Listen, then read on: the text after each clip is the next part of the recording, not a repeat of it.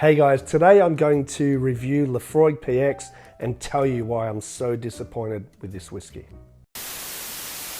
Hi guys, welcome back. So Laphroaig Px, you're probably wondering why is he so disappointed? It has nothing to do with the taste or the flavour of this whiskey. Why I'm disappointed is it is only available duty free or for the travel market in Australia. And due to the fact that we're probably not going to be able to travel outside Australia for a few years, I have about half a bottle left, and that's why I'm extremely disappointed. I've ran out of the stock also in my bars.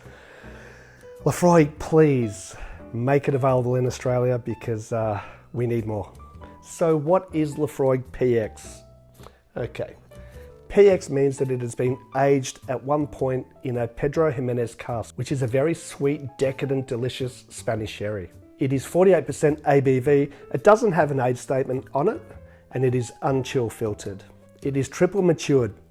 What does that mean? Well, it's aged first up in ex-American oak barrels or bourbon barrels. Once the master distiller says, yep, I am happy for it to go to the next level, it's then put into a quarter cask. Once again, when the master distiller says it's been long enough in the quarter cask, it is finished off in the Pedro Ximénez or PS cask. It is then finished off in the PX casks or Pedro Ximénez casks. And the reason that they want to use the PX cask to finish it in is it gives it this really decadent, sweet characteristic to what is really a beautiful whiskey on its own. So enough talking, I'm gonna give it a try again.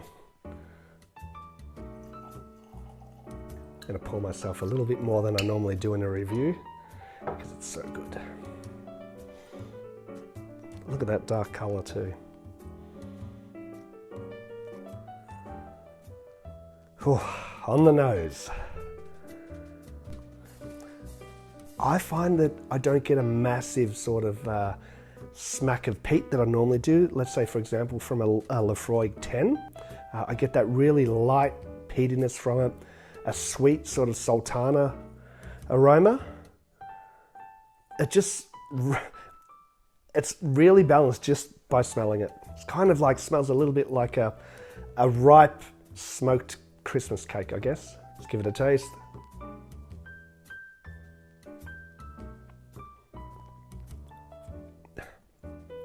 Okay, totally different to when I nose it. It's a huge explosion of peat now. But this is in a good way. It's kind of like it has brandy steeped sultanas in there. That peat is working really well with that sweetness. It's probably one of the sweetest Laphroaigs that I've tasted. Dark chocolate, vanilla, Christmas cake.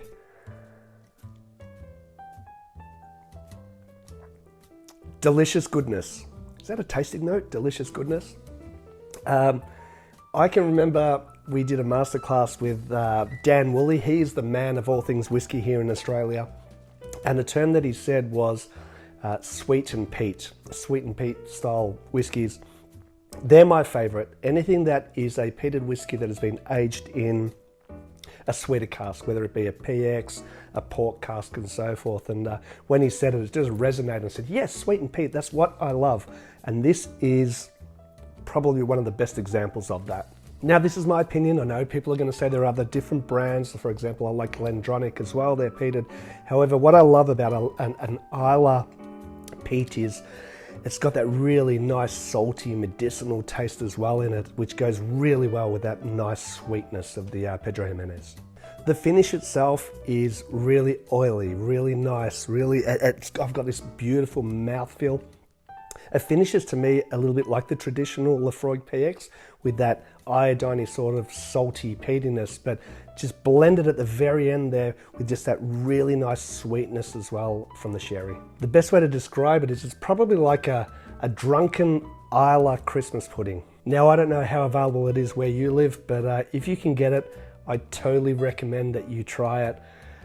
For those peated whiskey lovers like myself, and especially those sherry bomb lovers, this is perfect. Luckily, I only have one more review to do today, so I'm going to sit down, enjoy the rest of my dram. Guys, please like, subscribe, comment. What's your favorite Laphroaig, or what is your favorite sweet and peat whiskey?